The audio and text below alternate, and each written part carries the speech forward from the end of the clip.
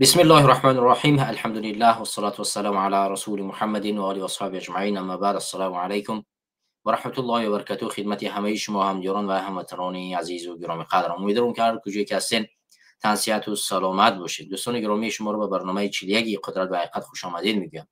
امیدوارم که این برنامه رو بتونیم در طول یک ساعت اخیر جالب و زیباتر به خدمت شما پیشنهاد کنیم، تو اینکه یک دیگر از این برنامه برای آینده کشور، برای بیداری فکری خود چیزی برداشته باشیم.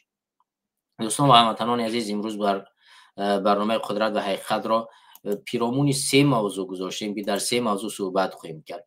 همونطور که شما از روند عکسی که ما آماده کردیم اگر نگاه کنید، ما در اینجا 3 موضوع رو گذاشتیم. اولین موضوع این اشتراک فعالان جامعه مدنی، احزاب‌های سیاسی و حالا حزب‌های سیاسی، میتوان گفت یا حرکت‌های سیاسی در سازمان همکاری امنیتی اروپا و علاوه بر این سفر ولادیمیر پوتین پرزیدنت روسیه به تاجیکستان و همچنان بازگشت یک جوان مهاجر تاجیک از کشور آلمان به تاجیکستان که باعث مرگ او گشت.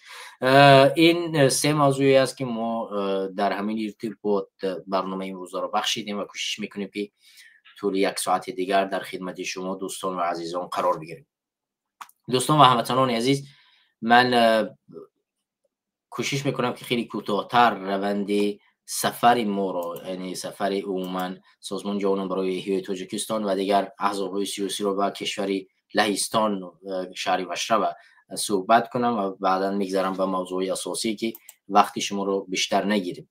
دوستان و هموطنان عزیز، شما همطوری که میدونید همساله کنفرانس سازمانی امنیت همکاری اروپا در شهر وشرا برگزار می شود. قبلا در ماه سپتامبر برگزار می شود، ولی امسال یا که 2 سال اخیر شد در ماه اکتبر برگزار می شود و در روند این کنفرانس که برای میزی شده است برای مخالفان زیاد شهروندان جمهوری تاجیکستان که دیدی نظر مختلفی دارن یا که مخالف حکومت هستند، در این کنفرانس اشتراک میکنن و از ظلم و شکنجه و از بینروی حقوق انسان در تاجیکستان سخنرانی میکنند. در این کنفرانس همساله حکومت تاجیکستان یک هیئت خود را روان میکند، چون هیئت تاجیکستان یعنی حکومت تاجیکستان رسما شرطنامه‌ای بسته است به این سازمان و باید هم سال هیئت تاجیکستان در این کنفرانس اشتراک کنند. ولی متاسفانه امسال هیئت تاجیکستان در این کنفرانس وجود نداشت و اونها از اشتراک کردن خودداری کردند. ولی احزاب‌های سیاسی جامعه مدنی تاجیکستان بسیار پررنگ در این کنفرانس دیده میشد و هر روز نه کمتر از 3 نفر تا 4 نفر شهروند تاجیکستان در اینجا صحبت میکرد، سخنرانی میکرد و از موردی پایمال شدن حقوق انسان، بد شدن وضعیت زندگی مردم و ناآرام بودن کشور از جمله امنیت سخنرانی میکردند. البته سازمان جوانان برای احیای تاجیکستان با یک هیئت با این کنفرانس سفر کرد و ما طوری 5 روز در این کنفرانس اشتراک داشتیم و ما توانستیم موفق شدیم 4 روز در این کنفرانس سخنرانی کنیم، ولی یک روز دیگه با سبب‌های گوناگونی که باید ما یک نفر را از فرودگاه ملاقات میکردیم، از این جانب ما نتوانستیم در این کنفرانس اشتراک کنیم، ولی 4 روز دیگر ما موفق شدیم صدای مظلومین تاجیکستان رو در اینجا برسانیم. دوستان و هموطنان عزیز، موضوعی که ما در اینجا صحبت کردیم عبارت از موضوع شکنجه بود که در تاجیکستان این واقعه را ما بیان کردیم. موضوع دوم موضوع دموکراسی بود که ما واقعه های امروزی به اسم دموکراتی را در تاجیکستان ذکر کردیم و موضوع دیگر در موضوع روزنامه‌نگاران تاجیک بود که وضعیت روزنامه‌نگاران در تاجیکستان بسیار وخیم است و ما میدونیم که وضعیت هر روز بدتر و بدتر می شود و در چند سال اخیر ما میدونیم که زیاده از 10 تا 20 روزنامه‌نگار تاجیک در داخل وطن برای بیان داشتن حقایق زندان شدند. و اخیراً موضوعی که ما صحبت کردیم موضوع دادگاه بود که دادگاه مستقلی در تاجیکستان متاسفانه وجود ندارد و ما این موضوع رو در اونجا بررسی کردیم و سخنرانی کردیم و امیدوارم که صحبت‌های ما رو شما میتوانید از کانال یوتیوب ما اونویش که نشر شدن پیگیری کنید و تماشا کنید و فکر نظر خودتون رو بنویسید. اگر پیشنهادی دارید که ما میتونیم از منبرهایی که در اونجا برای ما میز داده میشه و میتونیم صدای اون مظلومین باشیم، صدای شما رو برسونیم. دوستان گرامی و هموطنان عزیز، تنقیدها در مورد اشتراک فعالان جامعه مدنی و از جمله اشتراک ما در اینجا خیلی زیاد است از جانب بیشتر شهروندان جمهوری تاجیکستان و از جمله کسانی که عقاید دینی بیشتر دارند و اونها فکر میکنن که در این اشتراک در این کنفرانس هیچ چیزی نمیدهد و فایده و مفادی ندارد. ولی دوستان گرامی و هموطنان عزیز، یک چیز رو من اینجا ذکر کنم، اون چیزی را که من در گذشته، یعنی در همون کنفرانس در روز دوم بود اگر اشتراک نکنم، یک جمله ای را بیان داشتم که ما صدایی میشویم، صدای اون شخصانی که خاموش کرده شدن و تا زمانی که اونها صدایشان خاموش کرده میشوند ما صدای اونها خواهیم بود و صحبت خواهیم کرد. یعنی هدف اساسی ما این بلند برداشتن صدای مظلومیت، حقایق تاجیکستان و آزادی بیان در اگر هر کجایی که نباشد، چی از خارج کشور باشه چی در داخل. اگر برای ما در داخل میز بیتن، وقت بیتن، فرصت بیتن، ما این صدا رو در داخل خواهیم گفت. اگر برای ما فرصتی ندهند ما اومدیم در هر جایی که برای ما امکانیت فراهم است صدای مظلومین رو بیان بداریم و بگوییم و کوشش کنیم که تا حد امکان اون درد دوایی باشیم، اون دوایی باشیم برای اون کسانی که صدایشان خاموش کرده شد. و وگرنه ما میدونیم که من هم همین رفتن یک صحبتی با هیئت همین سازمان امنیتی همکاری اروپا داشتم و اونها دقیقاً همین چیز رو بیان می‌دارن که هدف اونها دادن میزی مدور برای گفتگوست و باید هر کسی که به اینجا میآید به این کنفرانس برای گفتگو بیاید، اینجا بیاد گفتگو کند، صحبت کند، مشکلاتی که اختلافی که دارن با هم حل فصل بکنن و کوشش کنن که یک دیگر را ببخشن و از فرصت‌هایی که هست و اونها برای ما ایجاد میکنن از این فرصت‌ها استفاده کنن. ولی متاسفانه ما میبینیم که طول سال‌هاست اختلاف‌ها هر روزی بیشتر و بیشتر میشه، چه از جانب مخالفان، چه از جانب حکومت و چه از جانب اون شخص‌های علاهیده. ولی متاسفانه این کنفرانس همونطوری که هدف دارد به هدفش متاسفانه نمیرسد و نه مخالفان با هم میتوانند یک تن شوند، نه حکومت میتواند چیزی رو تغییر بدهد که مخالفان به تاجیکستان بر بگردند و در داخل وطن مسائل هایی که وجود دارد بیان بدارند. ما دوستان گرامی و هموطنان عزیز چون چند نوار دیگری در روند این کنفرانس در کانال تجمیدیه نشر کردیم که ما در اونجا یک مصاحبه‌ای داشتیم و مصاحبه‌های دیگری هستند که در کوتاه‌ترین فرصت نشر خواهند شد و از دوستان خواهش میکنیم که کانال تجمیدیه که در اینجا کامنتری هم نوشتن در همین کانال ابونه شوید و شما میتونید بعضی از برنامه‌های ما رو در این کانال نیز پیدا کنید و علاوه بر این ما در کانال جوانان تاجیکستان نیز بخش از برنامه‌ها و روند سخنرانی خود را نشر کردیم. شما میتونید در اینجا هم نیز آنها را تماشا کنید. همداران و هموطنان عزیز، ما با هیئت‌های کشورها و علاوه بر این با تشکیلات‌های حقوق بشر نیز ملاقات داشتیم و کوشش کردیم که اون نقطه‌ای که اساس است، یعنی آزادی زندانیان سیاسی و یک صدای مظلومیت که بتوانیم به حقایق دست بیابیم، صحبت کردیم و کوشش کردیم از تمامی سازمان‌ها و هیئت‌های کشورها خواهش کنیم که طلب کنیم که بتوانند حد امکان ذره برای مردم تاجیکستان کمک کنند. ما در روند همین کنفرانس دیدیم که صحبت‌های زیادی کرده شد، حرف‌های زیادی زده شد و تقریبا 99% از سخن‌های بیشتری از مسئولین و هیئت‌های کشورهای غربی همیشه درباره جنگ اوکراین و روسیه بود. ولی ما متاسفانه در روند همین کنفرانس از مشکلات مردم تاجیکستان و از مشکلات جهان غیر از اوکراین تقریبا نشنیدیم که این بسیار باعث تأسف بود و ما بسیار تلاش کردیم و تلاش هم خواهیم کرد که در آینده صحبت نه تنها از یک کشوری خاصی برود بلکه بتوانند از مظلومین تمام جهان از جمله مردم تاجیکستان که بسیار در ظلم ذلت قرار دارند صدایشان گفته شود و اونها بتوانند یک دوای حد امکان یک اون دردی که یک چیز برای میتیت و بسیار دوار، یعنی درد از بین میگیرد، اون بشود برای مردم تاجیکستان. ولی متاسفانه بیشتری سازمان ها و هیئت ها به این هدف، به این اساسی که ما بسیار با اونها متقاعد ساختیم که باید چنین شود، بازم دیدیم که در روند این کنفرانس بیشتری گزارش هایشان از جنگ اوکراین بود. ولی متاسفانه ما حتی با اینی که ما بسیار تلاش کردیم که از جنگ یعنی از روند مشکلات تاجیکستان بیشتر صحبت کنن و حرف بزنن، چون وضعیت در تاجیکستان بسیار وخیم است، ولی ما ندیدیم. اگر که ما نگاه کنیم متاسفانه روند کنفرانس را از مردم مظلوم غزه نیز صحبت‌های زیادی نشد. ما انتظار داشتیم که یک سیاست جدیدی که در اروپا اومده است و جامعه مدنی اروپا بسیار تلاش زیاد میکند برای آزادی مردم فلسطین و بیشتر کشورهای اروپایی نیز فلسطین را همچون یک کشوری مستقل به رسمیت شناختند و ما امید داشتیم که در این کنفرانس نیز از صدای مظلومین غزه یعنی شنیده شود و ما از اونجا بشنویم از هیئت‌های کشورها و از سازمان‌های حقوقی بشر، تا اینی که بتوانیم احساس کنیم که این کنفرانس نه تنها در مقابل یک کشوری خاصی یا که در مقابل یک جریانی خاصی، بلکه برای آزادی پیام برای مظلومین ایجاد کرده شده است و منبری است که در اینجا میتواند هر کس صحبت کند.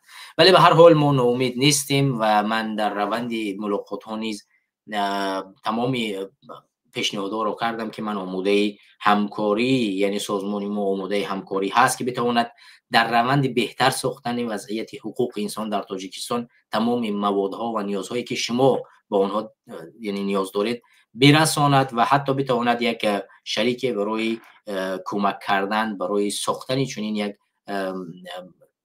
پلتفرمی که بتواند خبرهای مهمی تاجیکستان رو به اینها برساند و اینها از طریق کانال‌های خود به تاجیکستان برسانند و مجبور بسازند یا که به کشورهای بالقوت مجبور بسازند که شکار کنند یک تحریم های نسبت تاجیکستان انجام میدن. ما در سخنرانی خود نیز از هیئت های کشورهای با نفوذ درخواست کردیم که علیه حکومت امروزه امالی رحمانوف یک تحریم ایجاد کنند، چون ما میبینیم که حکومت امالی رحمانوف تمام سرکشی را میکند و هیچ قانون بین المللی را ارائه نمی کند. ما در همین سال دیدیم که امالی رحمانوف در نشست سازمان ملل وقتی که در اونجا سخنرانی کرد از مظلومین فلسطین بسیار دفاع کرد و گفت که تاجیکستان بارها تایید کرده است که هر شخص و هر کشوری باید قانون‌های بین المللی را چکار کند، ارائه کند و اینها رو نشکند. ولی ما میبینیم که در تاجیکستان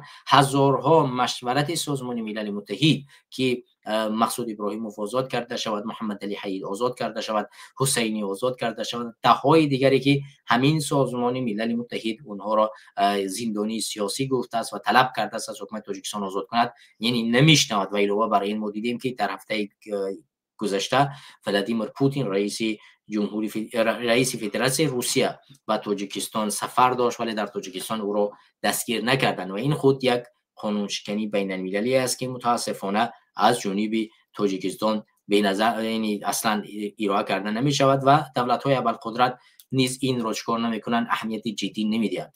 و وقتی که ما این سخنرانی را کردیم در سازمان امنیتی همکاری اروپا در همین کنفرانس، خوشبختانه اتحادیه اروپا یک بیانیه نشر کردن.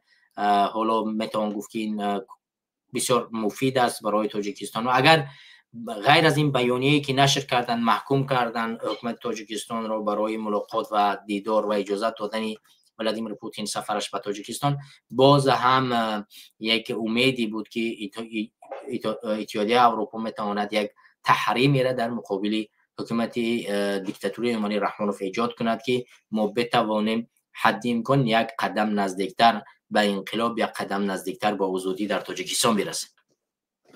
برای همه این امیدواری کننده بود و امیدواریم که همین گونه بیانیه ها و عمل ها یعنی گام های برداشته میشه در سوی تحریم کردن تاجیکستان تا اینکه که حکومت تاجیکستان تا اینکه مفادش به مردم تاجیکستان برسه.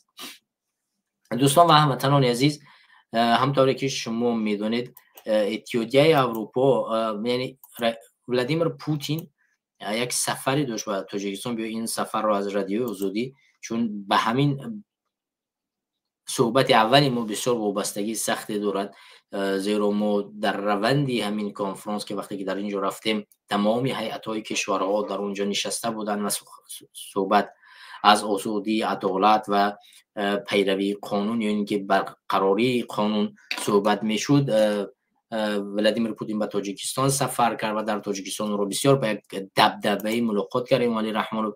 حالا ما ضد آن نیستیم که ولی رحمان ولادیمیر پوتین رو دستگیر کند یا نکند، بلکه ما طرفداریم که قانون‌های بین المللی در هر کدام کشوری که نباشد باید چکار کرده شود، عملی کرده شود، اون قانون‌ها رو رعایت کنند. بیایید همین مطلب رو من از رادیوی آزادی به سمت شما برسونم. این اولین خبری است که همطور که در اکران شما خودتان میبینید، سفر پوتین به دوشنبه چیزی را تغییر میدهد. نشستی 8 و 10 اکتبر دوشنبه در فضای رسانه‌ای و تبلیغاتی تاجیکستان بیشتر چون سفر پوتین بازتاب می شود. هرچند به جز سفر دولت پوتین به تاجیکستان در این روزهای نشستی سران کشورهای اتحادیه دولت‌های مستقل و جلسه سران کشورهای آسیای مرکزی و روسیه برگزار می شود. تاجیکستان برای سفر پوتین آمادگی بی‌سابقه دیده است. در کشور تدابیر شدید امنیتی جاری شده، از ماه‌ها پیش راه‌های مرکزی تعمیر و خیابان و میدان‌های اساسی دوشنبه گلپوش شدند. قسمی از بازار و مسیحی‌های دوشنبه را برای 3 روز تعطیل کردند. دوستان گرامی، یادآور می‌شویم که بیشتر مساجد تاجیکستان حتی مساجد جمعه و 5 وقته در روند همین سفرها بسته شده بودند. خب، سفر پوتین به تاجیکستان از 8 اکتبر شروع می شود، ولی به جز برنامه‌های عمومی سفر و دیدار و گفتگو، جزئیاتی درباره موضوع مشخصی صحبت و سازشنامه‌ای احتمالی داده نمی شود. تنها صبح چهارشنبه مقامات کرملین در شهر نقشه کاری راهبر روسیه در تاجیکستان گفتند که تا 15 سند همکاری امضا می شود و قرار است درباره همکاری سیاسی، تجاری، اجتماعی، فرهنگی و انسان دوستانه بحث و تبادل نظر صورت بگیرد. اینچنین از گفت و شنید با رئیس جمهوری تاجیکستان بررسی مسائل رشد شریک استراتژی و متحدی، اظهارات مشترک سران دو دولت و امضای بسته اسناد بین دو دولت بین حکومتی و بین نهادی خبر داده شده است. کمی خیلی جدی است. در تاجیکستان هم در صحبت‌های کارشناسان و هم ساکنان عادی در کوچه و خیابان از سفر دولت پوتین انتظار زیاد در بخش اقتصادی، جلب سرمایه و حل مشکلات مهاجرت صدا می‌دهد. از جمله شیرعلی ریزا، کارشناس روابط بین المللی، میگوید که برای سیاست خارجی تاجیکستان قدم خیلی جدی است. ریزایی در صحبت با رادیوی آزادی گفت برای نخستین رئیس جمهوری روسیه ولادیمیر پوتین به تاجیکستان با سفر دولتی میآید.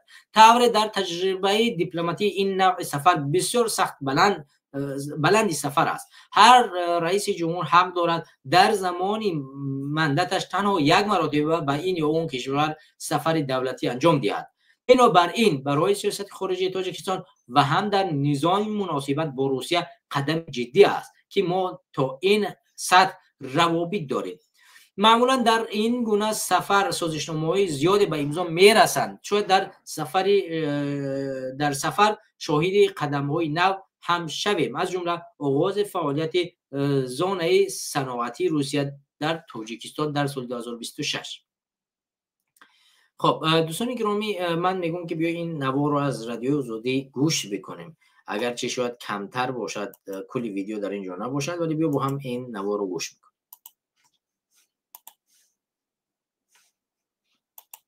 انتظار می رود که ضمن سفر پوتین به تاجیکستان موضوع مهاجران تاجیک هم بررسی گردد.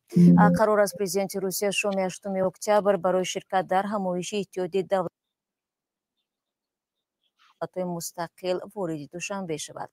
در همین حال سازمان دیدبان حقوق بشر از تاجیکستان خواسته است که پوتین را به کشور راه ندهد یا بازداشت کند. سازمان زیرین روز 8 اکتبر با نشر اظهارات گفت این طلب بر اساس حکم دادگاه بین‌المللی جنایی است که از کشورهای عضو از جمله تاجیکستان بازداشت پوتین را درخواست کرده است. این دادگاه 17 مارس سال 2023 پوتین را در صادر کردن جنایت جنگی و ربودن کودکان اوکراینی متهم دانسته قرار حبس او را صادر کرده بود. در همین حال تاجیکستان روسیه را یک شریک مهم استراتژی خود می‌داند و بنابر نوشته سامانه رسمی خبر روسیه در روی خط شریکان اساسی تجارتی تاجیکستان در جای یکم قرار دارد. قبل از برنامه با تحلیلگر غربی ادوارد لیمون صحبتی انجام دادیم و نخست از او خواستیم که نظرش را به مناسبت‌های امروزه تاجیکستان و روسیه بیان کند. تاجیکستان یک همپیمانی نزدیکترین روسیه باقی میماند و سفر پوتین به دوشنبه به خاطر تقویت این موقع نگرانیده شده است. حمله به تالار کنسرتی کراکوس در مسکو ماه مارس سال 2024 باعث ایجاد موج خشونت‌ها علیه مهاجران تاجیک شد. ولی این چیز مناسبت‌ها را قطع نکرد و با این وجود سفر مهاجران به روسیه ادامه دارد. حجم پول‌های انتقالی از روسیه به تاجیکستان 27% افزوده نزدیک 6 میلیارد دلار یا 43% مجموع محصولات داخلی تاجیکستان را تشکیل داد. یعنی با وجود افزایش تنش در میان مردم هم تاجیکستان و هم روسیه، روابط سیاسی به ویژه رابطه‌های شخصی بین رهبران ولادیمیر پوتین و امامعلی رحمان خیلی قوی باقی میماند و این دو رهبر دراز عمر منطقه با هم مناسبت‌های خصوصی خیلی قوی دارند. آیا از جلسه رهبران کشورهای اتحادیه دولت‌های مستقل چی را باید انتظار باشه؟ در جلسه قریب الوقوع اتحادیه دولت‌های مستقل در تاجیکستان انتظار می‌رود که موضوع افغانستان در اولویت خواهد بود. احتمالاً پایگاه 201 حربی روسیه تقویت داده شود. شاید هم مسئله مهاجران در روسیه و هم جنگ ادامه یابنده در اوکراین مورد بررسی قرار گیرد. مسلم است که هر دو کشور به هم نیاز دارند. به شبهه تاجیکستان از روسیه از لحاظ اقتصادی وابسته می باشد. مثلا در بخش سودا که پارسال تا 17% افزوده است. اینچنین در بخش سرمایه‌گذاری و انتقال‌های پولی و یاری‌های نظامی و امنیتی که روسیه به تاجیکستان فراهم می‌کند. ولی روسیه هم از تاجیکستان وابستگی دارد.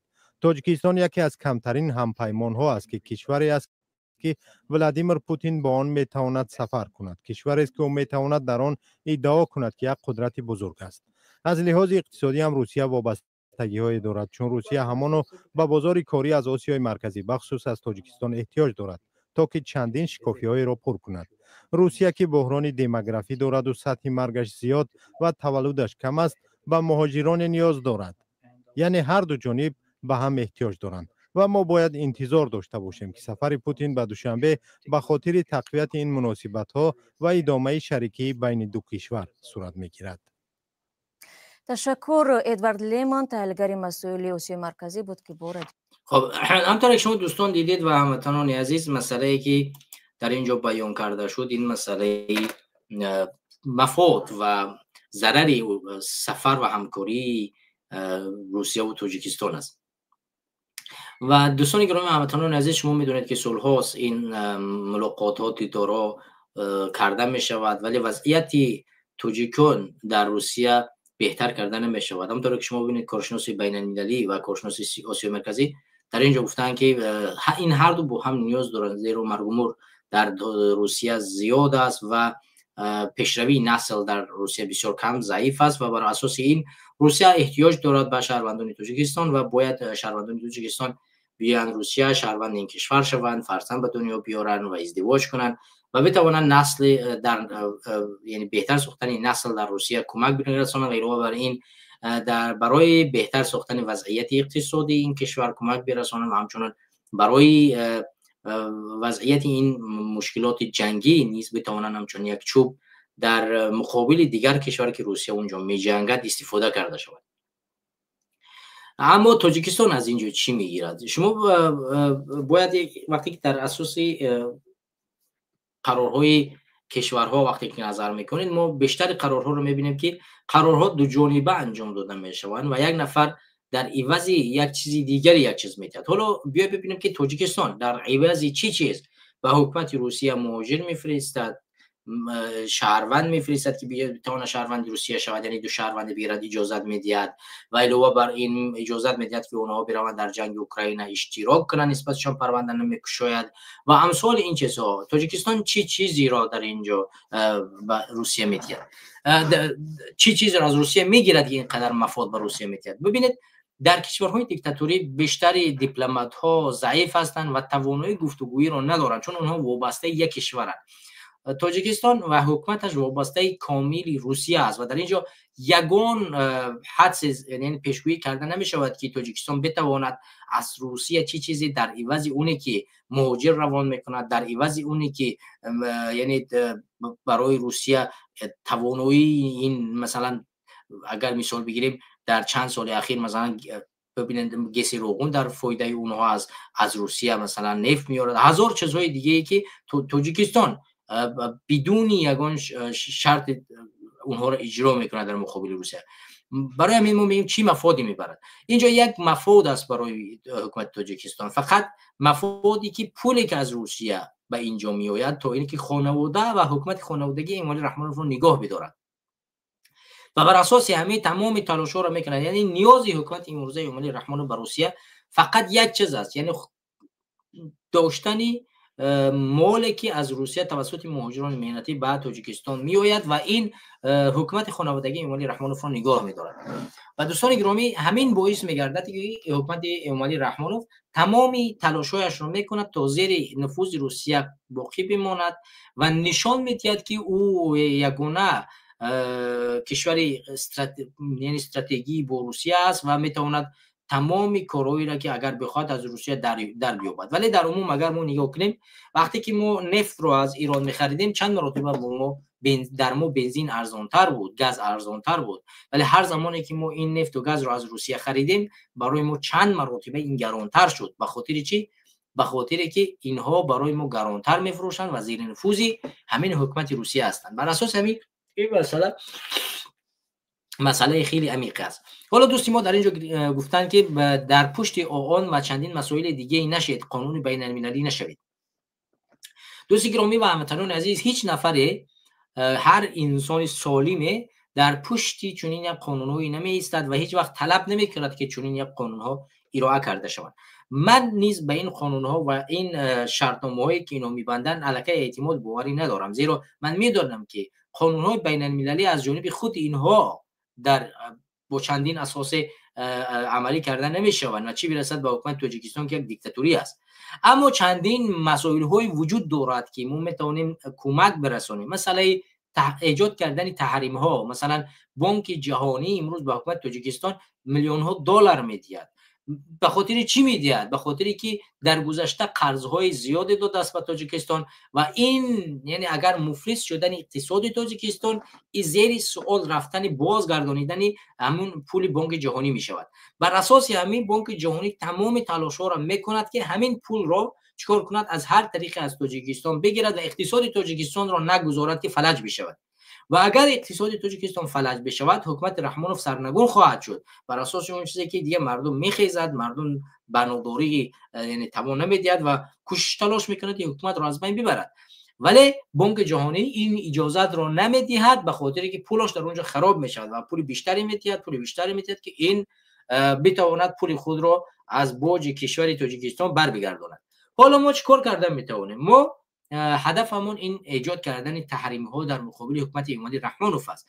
برای همین ما وقتی که مشکلات مردم غزه رو میبینیم و ایستادگی مردم فلسطین رو میبینیم و ایستادگی مردم فلسطین باعث گشت که جهان در کنار مردم فلسطین بماند و این مردم کشوری غربی مجبور کرد کشورهای خود رو فلسطین رو به رسمیت بشناسند و مجبور کردن امریکا را که امریکا بیاید صلح کند و بالاخره بپذیرد که در غزه صلح به میان بیاید. ما میدونیم که هزارها کشتی ها و مردم فعال جامعه مدنی اروپا با چیکار کردن؟ به غزه سفر کردن و تلاش کوشش کردن در کنار مردم غزه بمانند، اگرچه بارها دستگیر شدن ولی گفتن از این سفرها دست نمیکشیم، از تظاهرات هایی که میکنن دست نمیکشن و در مقابل مشت و ضربه و شته و هر چیزی ایستادن تنها به خاطر یک چیز، به خاطر تحریم کردن اسرائیل و برقرار کردن صلح در غزه و بر رسمیت شناختن فلسطین. ما دیدیم که تا اندازه این ایستادگی کمک کرد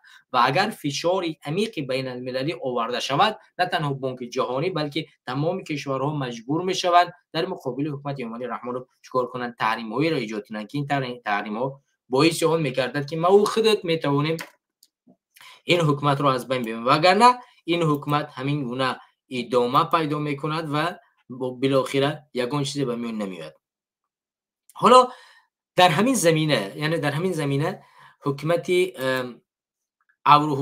اتحادیه اروپا، دولت‌های اتحادیه اروپا یک بیانیه نشر کردند در باره سفر پرزیدنت ولادیمیر پوتین به تاجیکستان. بیاید این را از رادیو آزادی به سمت شما برسونیم. دوستان خیلی عذر، کمی گریپ شدیم، من اساس اگر صدام بزیبتر بیاد خیلی بخشش. خب نوا رو نداشته است، بیا این رو با هم میخونیم. اتحادیه اروپا گفته است پوتین در تاجیکستان باید بازداشت میشد. اتحادیه اروپا تاجیکستان را تنقید کرده است که ولادیمیر پوتین پرزیدنت روسیه را به درخواست دادگاه بین المللی جنایی بازداشت نکرده است. در اظهارات این نماینده اتحادیه اروپا از روز 10 اکتبر گفته می شود که تاجیکستان عهدهدارهای خود را اجرا نکرد و پوتین به هیچ مشکلی در دوشنبه قرار دارد. ولادیمیر پوتین برای شرکت در همایش سران کشورهای عضو اتحادیه دولت‌های مستقل شام 8 اکتبر وارد تاجیکستان شده بود. دادگاه بین‌المللی جنایی که قرارگاهش در شهر گاگای هلند است، پوتین را در صادر کردن جنایت جنگی و ربودن کودکان اوکراینایی ایبدار کرد. او را تحت جستجوی قرار داده است. بر پایه سازشنامه‌ای که تاجیکستان امضا کرده است، افرادی تحت پیگرد این دادگاه باید بازداشت کرده شود. اتحادیه اروپا که 27 کشور اروپایی در بر میگیرد گفته است که قرار دادگاه بین‌المللی جنایی پشتیبانی میکند و از دیگر کشورها هم خواسته است تا به این دادگاه همکاری کنند. دادگاه بین‌المللی جنایی فرمان بازداشت ولادیمیر پوتین برای جنایت‌های بین‌المللی بخصوص جنایت‌های مربوطه به اخراج غیر قانونی و انتقال غیر قانونی کودکان از قلمروهای موقتا اشغال شده اوکراین در زمینه جنگ تجاوزکارانه او علیه اوکراین صادر کرده است. گفته شده است در این اظهارات. از این پیش روز سفر ولادیمیر پوتین به تاجیکستان، سازمان دیدبان حقوق بشر هومن رایتس واچ از مقامات تاجیکستان خواسته بود که او را به کشور راه ندهند یا بازداشت کنند. هومن رایتس واچ روز 8 اکتبر به نشر اظهارات گفته است که طلب بر اساس حکم دادگاه بین‌المللی جنایی است که از کشورهای عضو بازداشت پوتین را درخواست کرده است. تاجیکستان سال 2002 سازشنامه همکاری با دادگاه بین‌المللی جنایی به نام سازشنامه ریم معروف است امضا کرده است. حالا معلوم نیست که تاجیکستان برای چی؟ برای اجرا نکردن عهده‌داری‌هاش در برابر دادگاه بین‌المللی جنایی چی انتظار است؟ سال گذشته مغولستان کشور دیگری عضو این دادگاه نیز پوتین را به قلم روش راه داده از اجرا عهده‌داری‌اش صرف نظر کرده بود. حالا دوستان گرامی و هموطنان عزیز، ما اینجا میتوانیم کمی هم باشد در فشار آوردن علیه حکومت امالی رحمان به اروپایی کمک برسانیم، یعنی بسیار مطلب‌هایی را نشر کنیم، بسیار به دولت‌های اروپایی فشار بیاریم که تحریم‌هایی را در مقابل حکومت امالی رحمان ایجاد کنند. ببینید من هدفم از این پوتین نیست پوتین بگذار 10 بار تاجیکستان برود. برای من مهم ارزش‌های ملی و ارزش‌های دینی تاجیکستان و علاوه بر این منفعت مردم تاجیکستان است. منفعت مردم تاجیکستان رو چه انتظار است؟ چرا باید منفعت مردم تاجیکستان زیر پا کرده شود؟ برای همین باید ما از هر فرصتی که میاد که ما میتونیم علیه حکومت امالی رحمانوف فشار بیاریم و این فشنگ استفاده ببریم، باید دست به کار شیم. و از جمله این مسئله ای که عین حال آماده است، این یک مسئله ای است که ما دولت‌های غربی را باید بسیار فشار بیاریم که علیه حکومت امالی رحمانوف تحریم ایجاد کنند، یک به اصطلاح روسی سانکسیون کنند و این سانکسیون باید در کوتاه‌ترین فرصت اجرا کرده شود و در کوتاه‌ترین فرصت باید قبول کرده شود. اگر این تحریم ها قبول کرده شود، از جمله پروازهای سامانه باید ممنوع کرده شود، پول حکومت امالی رحمانوف، پول دارایی تمام دولت دارای حکومت دارای امالی رحمانوف در بانک‌های جهانی باید بازداشت کرده شود، نگاه داشته شود و او به مخالفان و مردم تاجیکستان از طریق کمک‌های خیریه بازگردانیده شود، زیرا این پول مردم است توسط آنها دزدیده شده است. و هزارها فشنگ دیگری که میتواند حکومت امالی رحمانوف رو به زانو بشناند. ما و شما میتوانیم در برای اجرای چنین یک عملها کمک برسانیم، تلاش کنیم، فشار بیاریم و جزء اون یعنی جزء بخش از اون چیزی باشیم که بتوانیم به حکومت تاجیکستان رو در تحریم کردن کمک برسونیم. دوستان گرامی مسئله دوستای ما در مسئله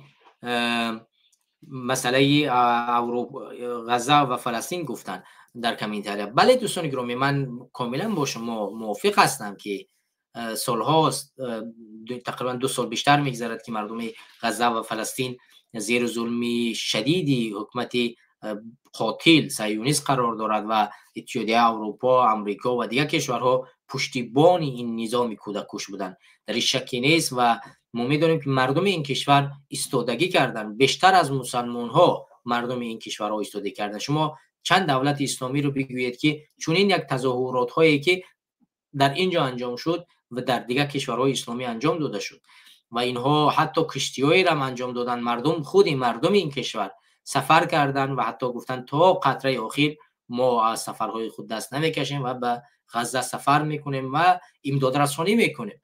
البته این چیز بسیار ما را خوشحال میکند که نسل جوان این کشور به امید آینده انسان سالاری دست به کار شده است و ما امیدواریم که این را همین اشخاص، همین گونه شخصان وطن دوست، همین گونه شخصان انسان دوست در آینده اروپا به سر قدرت میان که میتوانند یک فضای ثبات و امنیت رو در جهان نگه بدارند. برای همین ما خودت باید نگاه کنیم که در حد امکان دولت‌های اسلامی چیکار کردند، جامعه اسلامی چیکار کرد.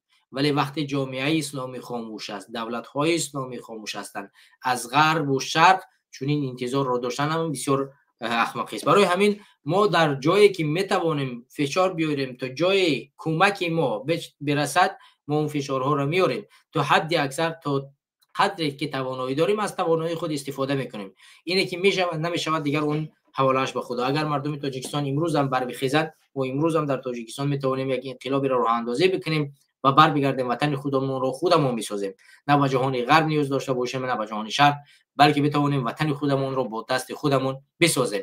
و اگر ما نگاه کنیم روسیه رو ما تاجیکا ساختیم و قزاقستان رو تقریبا ما کاملا ساخته سادیم و این شرایط میتونه در داخل وطن خودمون باشد. این یورو ایجاد کنیم و وطن خودمون رو بسازیم و این کار رو تواناییش رو داریم. ما میتوانیم در وطن خودمون چیکار کنیم؟ این توانایی را داریم که تاجیکستان رو بسازیم و هیچ نفری برای ما ضرری نرسونه. حالا دوستان و هموطنان عزیز، از شما سوال میکنم، شما خودتون بگویید که پس باید چیکار کنیم وقتی که ما فشنگ‌های بین المللی رو همچون یک دیپلمات دقیق استفاده نمیکنیم؟ شما اگر نگاه کنید مردم فلسطین و غزه چگونه این فشنگ رو استفاده کردن، در تمام رسانه ها از تمام طریق تلاش کردن اون مشکلاتی که در داخل وطن خودشان هست و اسرائیل کشور صهیونیستی و کشوری کودککش این کارها را انجام داد، اینها نشان دادن، تلاش کردن، ایستادگی کردن، اراده داشتن و این چیز باعث گشت که جهان اونها رو بشنود، نه تنها غرب بلکه جهان اونها رو بشنود. بیایید ما از من خودتون سوال کنیم که ما مردم تاجیکستان چیکار کردیم که ما رو بشنوند؟ ما چیکار کردیم که یک تحریم در مقابل دولت حکومتی در مقابل حکومت امالی رحمانوف انجام داده شود؟ ما چیکار کردیم؟ شما بیاید بگید 10 نمونه مثال در اینجا بزنید که ما کاری کردیم ما رو نشنیدن. بگید که یک تظاهرات ما در اونجا جمع شدیم که حد امکان 1000 تاجیک در اون تظاهرات بود است که ما بتوانیم یک تحریم علیه حکومت امالی رحمانوف بگیریم. 500 تاجیک بگید یک جا تجمع کرده است برای احیا کردن این تحریم ها.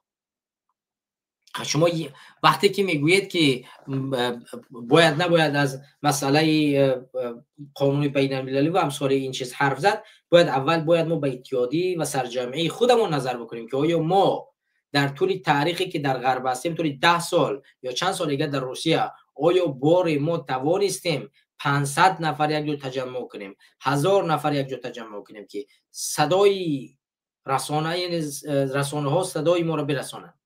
اگر ما 1000 نفر در یک جا جمع شیم، مطمئن باشید که هزارها تلویزیون و رسانه میآید صدای من تو را میبرد میرساند. و مشکل اساسی ما هم در همین جا است که من تو با صدا نمیرسونیم، ما تلاش نمیکنیم. مشکل در خود ما هم هست. فلسطین و غزه ایستادگی کردن، جنگ کردن، اراده نشان دادن و اینها رسیدن به این هدف خودشون. ما چیکار کردیم؟ خاک پای یک فلسطینی نمیشویم. برادر قربان علی سلام علیکم، بفرمایید دوست گرامی. میکروفون تو خاموش است. علیکم السلام و رحمت الله و برکاته. سازی برادر خوبی ان شاء الله. تشکر، زنده باشید. بفرمایید برادر گرامی. بله من گیرون کردم در این تیم گاز گیساندی. بله همین خیلی نسام داره، همین خیلی ده برادر عبیدالله یگان کار نمیکنیم و بخشیش ما بیرون برو مردم شماشی چون کمتر او خوب مادیس است. صدات خوب است. بله 100%. یگان کار نکردیم باور بکردن نمی گفتیم چه خیلی که گفتی در کجا 5 آدم جمع شده یک چی اعتراض کرده در کدام تمای نباشه، چی در تمای من نمیدونم، چی در تمای دولتیش باشه، چی در تمای حکومتیش باشه، چی در تمای اسلامیش باشه، هیچ که اعتراض کرده نیست. چه خیلی کس ما را بشنوه. راستش برادر گوش دادم میگه که در تاجیکستان خزر ملو را کشتن، خزر زنکور مثلا یا که مثلا همه مقصد که ضد تای ظلم است. همون ملوی که میبرن ترمش میکنن تو اخیرا روز رحمان فامیل است، تو اخیرا تو روز بردن شه. ما چه برای الله عزت یک از برای پشتیبانی گپ زنه، خیر الله عزت پکه برای پشتیبانی گپ زنه. همون زن یا که مثلا همون اویله یا که نمیدونم همون کس که نباشه، تو همون روزی که میبرن محکمش میکنن تو همون روزا همه کارا میکنه که همه مخصصاتش میگذره که هیچ چیز نگم گفته زندگی کردم دمیجا. یعنی بر مقابل ظلم نمیبره که الله عزت یا که یک از اپشتیو بعدی و اپشتیو گپ زنه. همچنان همه ما و شما هم کدوم نباشه در جای نباشه نمیکنیم. ما خودمون عزت خودمون رو تایپو کردیم، با خدا قسم خودمون عزت خودمون رو تایپو کردیم. کاری نمیکنیم که الله ما رو عزت بده. تعصب کوی نمیکنیم، یعنی مثلا رفتاری نمیکنیم که الله ما رو عزت که یک از دنبال ما بگرده، یک از پشت ما گپ زنه یا که در جهانمون نشون کنیم که ما در حقیقت های ظلم هستیم. نکردیم کوی نمی طول 10-20 سال شد یگان اعتراض ای داخل ایکس که در بیرون مملکت گپ میزنی 1000 سال گپ زنه یگان کس گوش نمیکنه، یگان کس گوش نمیکنه. اگر همینجوری یک بار 500 نفر یک جو جمع شه، حدیمگور رسانه ها میآیند اخبارات نشر میشه، 1000 نفر یک جو جمع شه، ما یگان 50 نفر جو جمع شدگی نیستیم. بله نمیکنیم.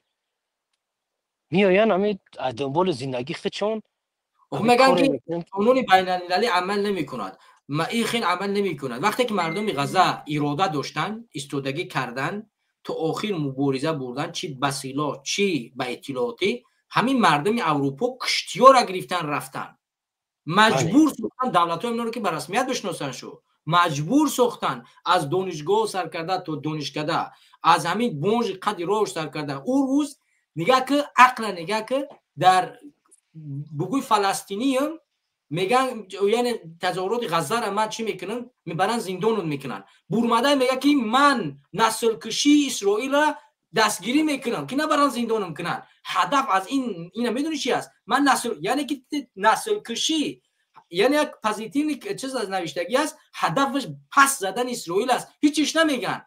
یعنی چونین اعتراض ها چونین مسائل ها اینا رو کی مجبور کرد؟ جهان غرب امروز اومده است ایستادگی داره. جوانای همینجا از مثلا چند نفر از همین مسلمان‌ها در همین کشتی رفتن، از چند دولت اسلامی چونین تظاهرات ها شد مردم با پا خسته رفتن.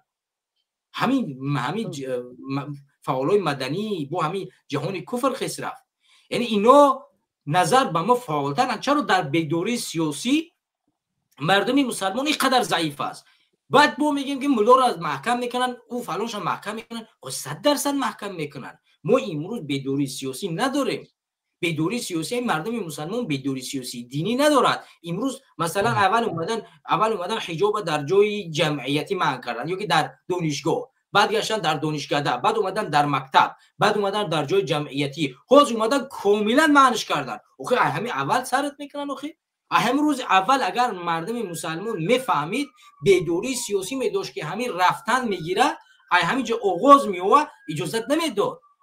تو کی با لباس زنی من دست میرسی؟ یعنی مشکل اساسی ما نداشتن بیداری سیاسی است. پروا نداریم.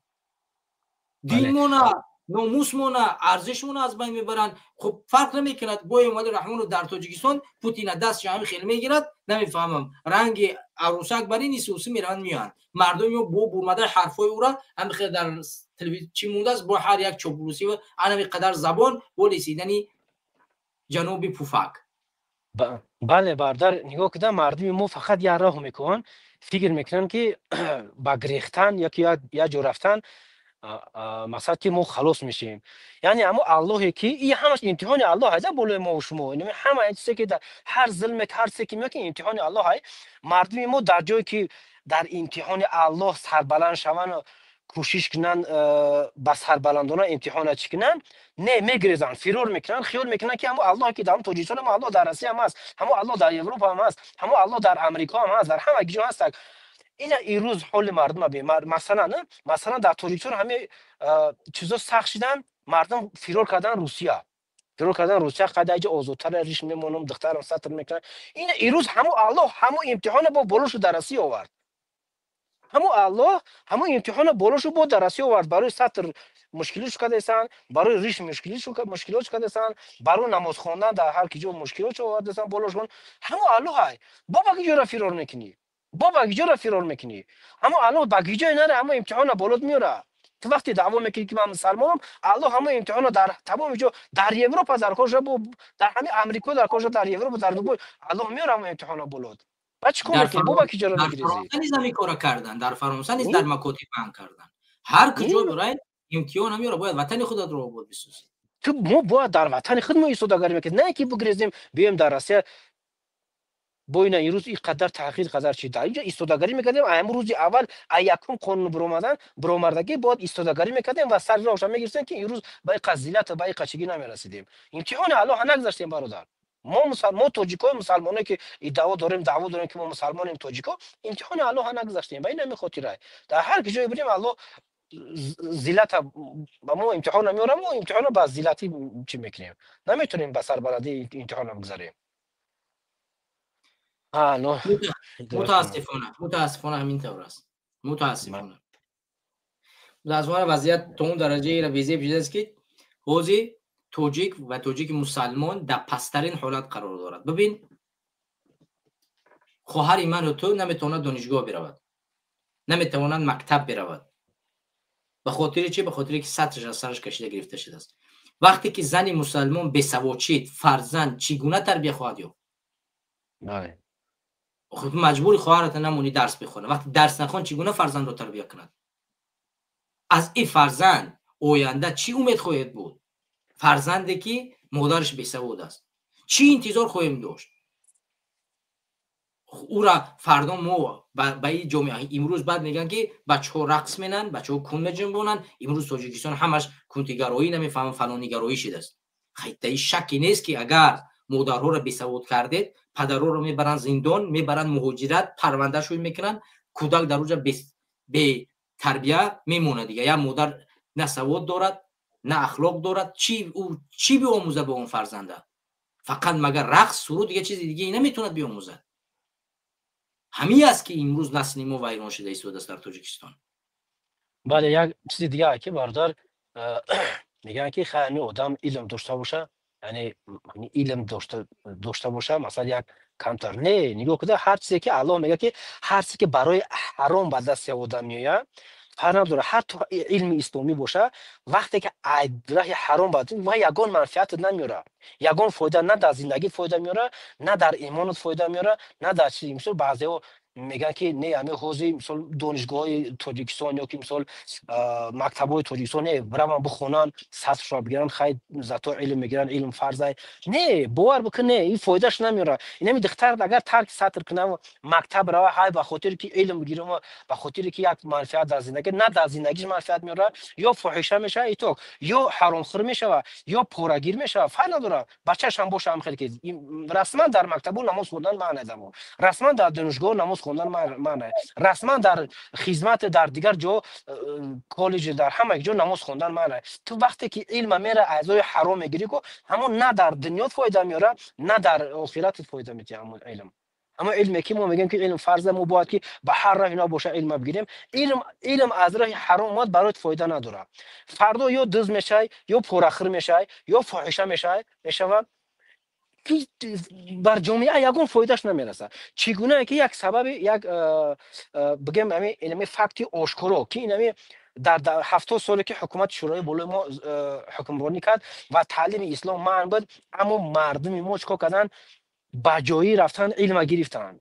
علما مثلا ملاهای ما با جایی رفتن و با خیلی اینمی عالم چه خیلی بود. خود همین حکومت شوروی رنگ اکلی سرتوپا همش حرامخور بود. سرتوپا همش ای مگزین می‌دزدن، ای سرالکش، ای بنزینش، ای نفتی بازش، همه یک جا می‌دزدن. همه نمیخوان حرامخوری و نمیخوان چیزی بود. همونجا اونا ای روی حرامخوری فرزانشو بردن خونوندن ملا شدن. امروز اینا همه ملاها کم نیستن. 10-20 هزار شاید 100 هزار ملا باشه در تاجیکستان، اما یگان منفعت نآوردن برای این قدر تحقیر بالای علم میشود، بالای اسلام میشود، این قدر رحمانوف تحقیر میکنه، این قدر قانونا. یک عالم نمیتونه که ما علمش استفاده بره، یک عالم نمیتونه که استفادهگری کنه نسبت بر ضد تحقیر رحمانوف. سببش در چه؟ سببش در اینه که همون علم از روی حرام گرفتن، از روی حرام گرفتن، حتی هم علم اسلامی رو فایدهش نکرد. امروز خارن همش، امروز ذلیلیم هممون، همش نه هممون ذلیلیم. یا حکومتدار یا اوچاسکوی میره بار که در کار شوه، یا که یا رئیس جماعت میره ما چیک میمونه، ما در پیش قدم میزنه. به سببش در چی؟ سببش در این همیه که نتونستیم ما علم روی حلال نگرفتیم، روی حرام گرفتیم. متاسفانه اما عکس را دیدم به خدا قسم بسیار ناراحت شدم. اون عکسی که 4 تا احمق اومده است مولوها در پیش تعظیم کرده، 6 تا نصیحت داره، بسیار ناراحت کننده بود، بسیار ناراحت کننده بود. عالم آبروش شرفش در تاجیکستان پس شده است. بله سلامت باشی برادر. زنده باشه دوست گرامی. تشکر از اشتراک برنامه. سلامت باشی. خب دوستان گرامی و هموطنان عزیز، همونطوری که شما بودید، تشکر از برادر که به برنامه پیوست شدن و ما برمیگردیم به دیگه موضوع. عاقبت یعنی ظلم به کجا میرود؟ ببینید همین یک نواری است، یک ویدیویی است، من باید به سمت شما برسونم. این موضوع آخری ما است که یک جوان از آلمان به تاجیکستان بازگشت و او را دستگیر کردن، زندان کردن. جوانی که در آلمان یک زندگی خوبی و آسایشته‌ای داشت و سیاست دخالت نمی‌کرد، آرامانه زندگی می‌کرد، فعالیت می‌برد، ولی به تاجیکستان بازگشت، دستگیرش کردن، زندانش کردن. بیا قصه ای را از رادیو آزادی به سمت شما می‌خونیم. باید با آلمان برمیگشتم. هلاکت یک شهروند تاجیکستان در بازداشتگاه. کارمند مقامات امنیتی تاجیکستان پس از یک هفته بازداشت روز 13 اکتبر جسد سید اعظم رحمانوف، یک شهروند 29 ساله تاجیکستان را به نزدیکانش سپرد. به ادعای آنها در جسد نشانه‌های شکنجه زیاد دیده می‌شود و گفته یک از نزدیکان رحمانوف که در خارج از تاجیکستان به سر میبرد بعد دلایل امنیتی نمی‌خواهد از اون نام برده شود. وقتی جسد را دیروز به خشتبار در دوشنبه سپردند، در بدنش آثار زیادی شکنجه از جمله ایزی دستگاه برق، سیاهی و کبودی و شکست یک پای دیده شده است. یعنی وقتی دستگیرش کردن هم قلت و کوبش کردن که سیاهی، یا که سیاهی بدن، آثار زیادی شکسته از جمله ایزی دستگاه برق، یعنی برق زدگیشان، سیاهی کبودی، سیاه و کبودی و شکستگی یک پاش هم تو شکستن و بعد چیکار کردن؟ ببینید دوامش بخونید. این شهروند تاجیکستان که در صدد دریافت شهروندی آلمان بوده است، به قول نزدیکان 4 ماه پیش برای تهیه سندها از آلمان به دوشنبه رفته است. به گفته نزدیکان در خارج کشور در این مدت توانست اسنادهایش را در سفارت آلمان در دوشنبه تهیه کند. خشت تبار بی نزدیکان سید اعظم رحمان در دوشنبه از صحبت به رسانه خودداری و از دادن همگونه اطلاعات درباره او کناره‌گیری نمودند. همسر رحمانوف تپه یک شهروندان آلمان در تماس با رادیوی آزادی از آن کشور روز 13 اکتبر گفت همسرش روز 6 اکتبر باید به مسکو پرواز میکرد. همصحبت رادیوی آزادی گفت که رحمانوف در آستانه سفر به مسکو به نزدیکانش میگوید که او را دوستانش در فرودگاه دوشنبه میرسانند. او گفت یکی از دوستانش که در مسکو او را باید پیشواز میگرفت بعد دوشنبه خبر میدهند که نآمد. در دوشنبه خوشتبارش در جستجو میشوند و با کمیته دولت امنیتی ملی، وزارت کارهای داخلی و مقامات دیگر میرن، اما کسی در بازداشت بودن او را تصدیق نمیکند. در این روزهای که در دوشنبه نشست سران اتحادیه دولت‌های مستقل و روسیه کشورهای آسیای مرکزی میگذشت، در روز 12 اکتبر شبکه ناحیه سینا عریضه خوشتبار در باره گم شدن قبول میکنند. میگوید این منبع یک روز بعد 13 اکتبر خادمان امنیتی جسد رحمان رو به خانواده‌اش میآورند، اما بنا به صحبت این منبع پس از آوردن جسد معلوم می شود که سید اعظم رو روز 6 اکتبر مقامات امنیتی تاجیکستان بازداشت کردند. این منبع گفته است که وقتی جسد رو آوردن در شرح سبب‌های مرگ او گفتند که او در بازداشتگاه خودکشی کرده است. یعنی ببینید و گفته مقامات این نفر خودکشی کرده است. چگونه خودکشی؟ حالا تعجب. بیا در همین حال همسرش به رادیو آزادی نقل کرد که تمام تلاش‌های او در یک هفته گذشته برای رسیدگی عادلانه به حبس شوهرش بی نتیجه بود. او گفت که به سفارتخانه آلمان در دوشنبه و به سفارتخانه تاجیکستان در برلین نامه نوشت، ولی تا 13 اکتبر هیچ پاسخی دریافت نکرد. من انتظار بودم که مقامات دخلدار به نام من پاسخ میدن، ولی 13 اکتبر از خانواده شوهرم زنگ زدن که جسدش رو با پای شکسته آوردن. برای چی سبب چیست نامعلوم. ما در شهر فرانکنبرگ ناحیه ولاد فرانکبرگ زندگی آرامانه داشتیم، گفت این زن. با گفته یکی دیگری از نزدیکان سید اعظم در خارج کشور جسد زیر تدابیر شدید امنیتی به نزدیکانش تحویل داده می شود و آنها را از همه گونه عکس و نواربرداری منع می کنند.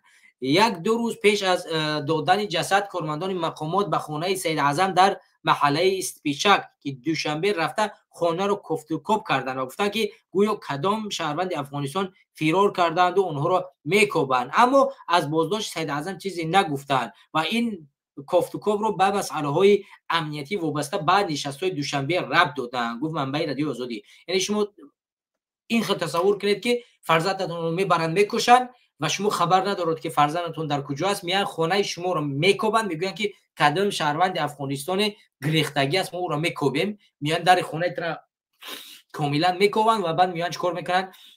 میگن که ما چیزی نیفتیم و میروند. این پیوند رحمان رو میگوید که کارمندان امنیتی با خویشتبارش در دوشنبه گفتند که گویا سید اعظم افراطی بوده است و با تروریستان سر و کار داشته است و برای انجام کدام عمل تروریستی در تاجیکستان آمادگی میدیده است، چیزی که به گفته این منبع خویش و تبارش به آن باور ندارند و یک تهمت میدانند. این منبع میگوید که قرار بود سید اعظم به مسکو با یک سفر کوتاه میره و بعد برگشت به نزدیکان نیت داشت به تماشای سمرقند و بخارا برود.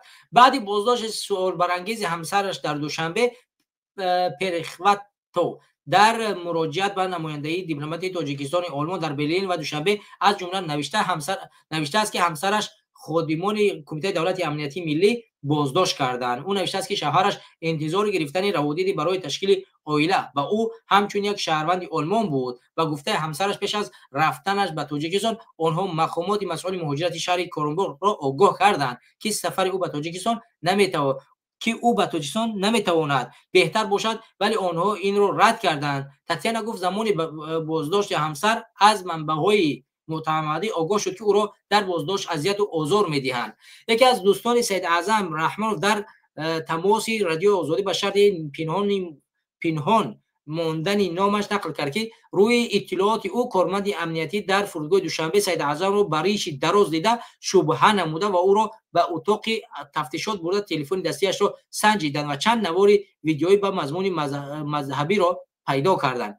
به نقل او عکسی همسرش را به روسری یا حجاب دیده گویا بیشتر مشکوک شدند و او را همراه به بازداشتگاه بردند. همصحبت ما گفت که زمانی که او در بازداشتگاه امنیتی بود رفیقانش را به بازپرسی دعوت نموده و همچنان با رفیقان او در خارج از جمله در آلمان تماس گرفته در باره سید اعظم سوال کردند.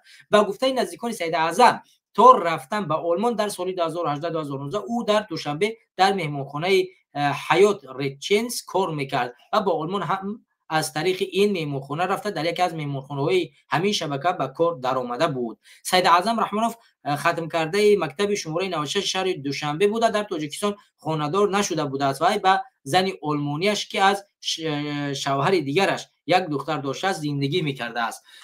حالا شما دوستان عزیز و هموطنان عزیز ببینید که این نفر متاسفانه وقتی که به تاجیکستان سفر میکند و همسرش مسلمان است و حجاب دارد، خودش مسلمان است، ریش دارد، همونطوری که شما در همین رسانه ریش رو میبینید، دستگیرش میکنند. با این ریش، خب در اینجا ریش کوتاه‌تر دارد، دستگیرش میکنند و مشکوک میشوند که این چی کسی و چرا ریش دارد و سپس اینا تلاش و کوشش میکنند که این رو باز بازداشتگاه ببرن و به تمام رفیقا و نزدیکانش زنگ میزنن و میآیند این رو دستگیر میکنن، دیگر نسبتش پرونده‌ای میکنن، لط و کوب میکنن و بالاخره توان نمیارد این نفر به هلاکت میرسد. پایش رو میشکنن، برقش میزنن و جوان 29 ساله که همسر در آلمان دارد و منتظر گرفتن شهروندی آلمانی است و از طریق کار، یعنی از طریق هتل و آلمان اومده است، جانی خود را به جبر میسپارد. شما ببینید که هر شهروند تاجیکستان که امروز در خارج کشور دارد، امروز با مخالفان همکاری نمی کند به سبب‌های ترس و وحش یا این چیزی دیگری که من باید با مخالفان کار نکنم، باز میگردم مرا قتل میکنند، میزنند و شما ببینید که نوبتی حرکت میکنید که حتی سر و کار نمیگیرید، نسبت شما پرونده جنایی باز میکنند و شما رو میرن با بهانه‌های گوناگون چیکار میکنند، در اونجا دستگیر میکنند و زندان میکنند. همینطوری که برادر قربان علی در برو گفت که امروز مولای ما بیناموس شده است، امروز طالب علمی ما بیناموس شده است، چاپلوس شده است. امروز شهروند تاجیکستان بیشترش در حالت غیر عادی قرار دارد و نمی‌گوید برای ناموس دینی، ناموس ملی، ناموس انسانیش بر بخیزد و مبارزه ببرد و باعث میشود که یک روز به تاجیکستان برمیگردیم مثل این برادر تو را چیکار میکنن، دستگیر میکنن و به قتل میرسونن و هیچ کاری دیگه انجام دادن نمیتونی، نه دفاع کردن میتونی، نه یگان کار دیگری میگه. حتی مادر و پدر و نزدیکان تو توانایی دفاع کردن از حق تو را ندارن و اجازت نمیدین. اومدن در خانه تمام امنیت رو گرفتن، گفتن شما نوار نگیرید، صورت نگیرید و هیچ حقی ندارید که شما کار را انجام بدید، فقط ببرید به خود بسپاریدش و هیچ نفر حتی مادر شما توانایی دفاع کردن از شما را ندارد و یک رسانه صحبت کردن هم میتواند. چرا؟ چون مادر شما را میتونن ببرن بکشن. پس یک حکومتی که مادرکش است، مهاجرکش است، مردکش است، کودککش است، زنکش است، چگونه نمی‌ایستید مبارزه نمیبرید؟ اون روز دیر میشود که مثل همین جوان، مثل سید اعظم به هر بهانه، یعنی به تاجیکستان باعث میشه برمیگردی و بهانه‌های گوناگون تو را میبرن و قتل میرسونن. او زمان دیر میشود، او زمان دیر میشود از ناموس خود دفاع کنی. امروز وقتی است که تن داری، توانایی داری، جان داری، حرف زدن میتونی، ایستادگی کردن میتونی، بخیز از ناموس خودت دفاع کن، از ناموس وطن دفاع کن، از ناموس دین دفاع کن، از ناموس ملت دفاع کن، در مقابل ظالم بیستا تا اینه که فردا دیر نشود که مرگت همین گونه باقی بماند بدون مدافع، بدون کسی که از تو بتواند دفاع کند. نه مادرت، نه خواهرت، نه اپت، نه برادرت، نه نزدیکت توانایی دفاع کردن از حق تو را ندارد، نه میتواند دفاع کند، چون جان خودش هم مثل جان تو شیرین است، میترسد. تو امروز از جان خودت ترسیدی و دفاع نکردی از جان مظلومین، فردا از جان تو کسی دفاع نمیکند و این گونه خاموشی چی باقی میماند. خب برادر عبدالله مدحسین باشد، برادر دیرتر پیوست میشن. من برای همین همداران عزیز مطمئن باشید که همه برادران دینی، شما یکی پشت یکی همین گونه مثل همین سید اعظم به خاطر ریشتان، به خاطر که همسرتان محجب است، به خاطر قرآن خواندنتان، به خاطر فرزندی شما قرآن میخواند، به هر بهانه شما رو میبرن زندان میکنن. مطمئن باشید به هر بهانه میبرن شما رو قتل میکنن و میکشن و اگر شما بر نخواستید و اگر شما نخواستید در برای این مبارزین، در برای این مجاهدین نایستادید، مطمئن باشید که فردا نوبت شما میرسد و شما را مثل سید اعظم میبرن و قتل میرسونند و هیچ کاری کردن نمیتوانید. امروز بیاید مبارزه خود را، مجاهدت خود را آشکار کنید و در مقابل ظالم بیستید، وگرنه هیچ آب سر شما را نمیشود و به هر بهانه هر روز یک نفری ما شما را به قتل میرسونند. اگر امروز نشد نوبت تو فردا میرسد، اگر فردا نشد پس فردا میرسد. همین سید اعظم چی آگاه داشت که میرود تاجیکستان، خانه‌اش، وطنش، و اونجا او را چیکار میکنن؟ به قتل میرسونن. نوبت تو من و هر کسی دیگه که امروز خاموشی را اختیار میکنند میرسد. برادر عبدالله آماده هستی؟ یا برادر عبدالله رو پیوست کنیم. برادر عبدالله خوش آمدین برادر با برنامه. السلام علیکم و رحمت الله و برکاته.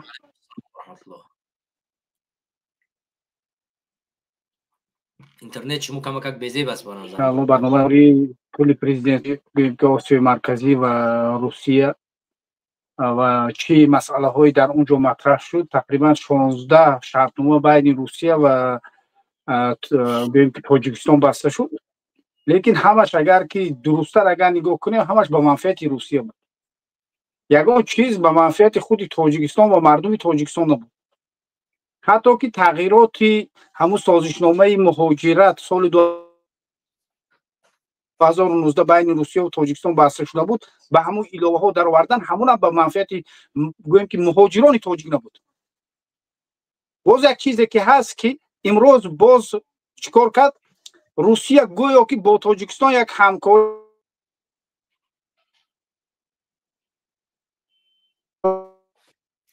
کار و فعالیت کنند.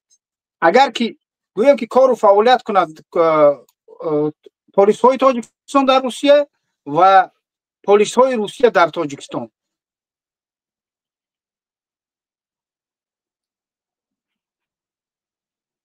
رد میکنند به روس ها کمک میکنند، لیکن پلیس های روسیه در تاجیکستان چی کار میکنند؟ چی فعالیت رو میبرند در تاجیکستان؟ اینش نامعلوم است. من میدونم که برای چی این شرطنامه بسته شد، برای آنکه هر گاهی که نفرها را از روسیه مجبوری دزدیده میبردند به تاجیکستان و زندان میکردند، نفرهایی که ضد حکومت گپ میزد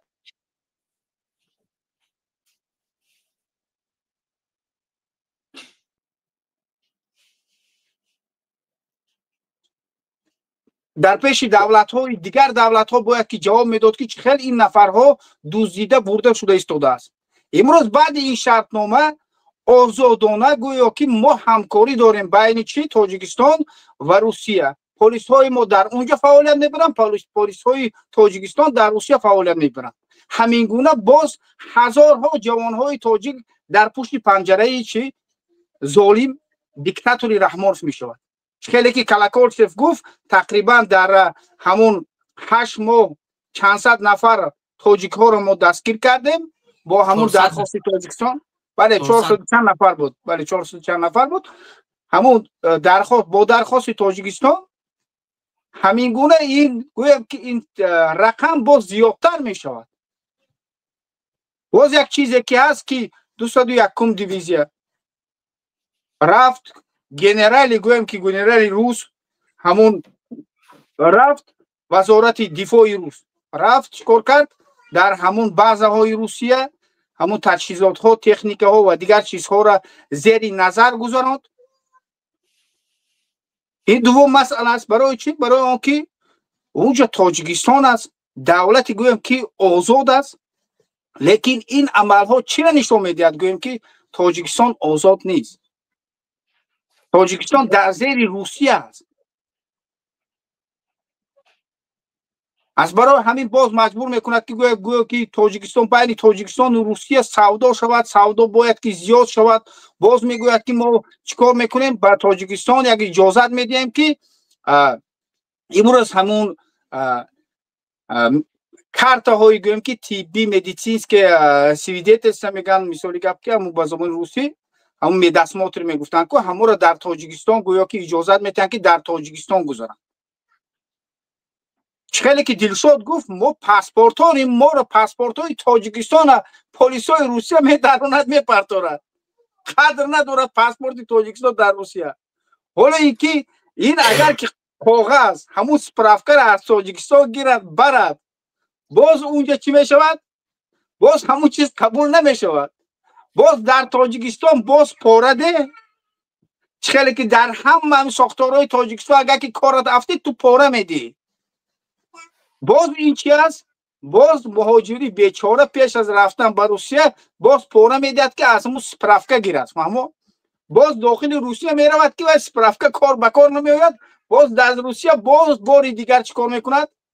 از همون دکتر گذارد یا که از طب گذارد، تشخیص طبی گذارد. این نگاه کن که با ظلم بالای مردم یگان منفعت این رفتن پوتین برای منفعت یگان مردمی تاجیکستان است و برای گویم که پیشرفتی اقتصاد و زندگی مردمی تاجیکستان است، نه برای مهاجر نه برای انسان هایی که در داخل تاجیکستان هستند. با یگان کس نیست. همونطور خیلی گفته عبدالله، چیز به همین مردمی ما داد؟ مثلا خب مهاجرت عکس بگذار، چیز داد به مردم ما همین شرط نموش؟ یک مثلا بگو که مثلا به تاجیکستان همین منفعت چی داد؟ من یک در همین پونکتایی که خوندم یگان منفعت برای تاجیکستان و مردم تاجیکستان نبود، مگر اینه که اون همون یک اداره سپرافکا مدیسینسکا در تاجیکستان باز کردن و علاوه بر این پلیسای روسیه من در داخل تاجیکستان کار میکنن. این همه قدر چیز، یعنی این به نشان اونه که فساد در تاجیکستان زیادتر می شود و دوم دزدیدن اونها آسان‌تر می شود و علاوه بر این فشار حکومت روسیه علیه مثلا استقلال تاجیکستان زیادتر می شود، چون هم 201 دیویزیت دارد و هم عین حال پلیسا و مواد KGBش میاد در تاجیکستان، هر کاری که میخواد دیگر انجام میدهد و ما همون استقلال خود رو کاملا که از دست میدیم. هر لحظه بخواه یک انقلاب تاجیکستان شد عضو شوروی جدید. یک چیزی که است که بعد از این سازشنامه نفرهایی که از روسیه میگیرن میبرن این دزدی حساب نمیشود، اما این همکاری دو جانبه حساب میشود. پیش مثال گپ میگفتم که میبر اومدیم نفر بردن، دزدیدن، گرفتن یا که ناقانونی سپاریدن به تاجیکستان، ولی اکنون کلا که همه این چیز قانونی میشود و هزارها نفرهایی که امروز در روسیه هستند چه جان اونها در خطر است که اونها را فردا چیکار میکند؟ بیاین قانونی میگیرن میبرن از خانه هاشون. پلیس روسیه خانه اونها در اونها را نمیکوبد، بلکه پلیس تاجیکستان در روسیه آمده میکوبد و از خانه شون میگیرن میبرد. این این گونه شرطنامه است. این همش برای چی؟ برای آنکه روسیه نفوذش باز مستحکم کند در داخل تاجیکستان و منفعت هایی که برای گویم که روسیه است به اون منفعت های فایده دولت روسیه رحمانوف امضامات و اون چیزی که به رحمانوف همون چیزی که ضرور بود همون سپرافکا کدام همون ارگانی نمیدونم به همون اویله تعلق دار همون سپرافکا را فردا میدهد، از او میلیون ها دلار با فایده میگیرد. و دوم مسئله همین رو گویم که شرطنامه دو جانبه کاری پلیس های تاجیکستان روسیه اینم برای چی مخالفا را گرفته یا که نفرهای ناراض بوده را گرفته به تاجیکستان استرداد کردن رو برای قانونی همین قدر. اما اینجا فکر میکنم عبدالله اگر ما از دید دیگری نظر کنیم، اون چیزهایی که در پشت همین بیانیه ها و در پشت همین نقاط نوشته شرطنامه ها و همکاری ها نوشته شده، یعنی نوشته ولی نشان میدهد.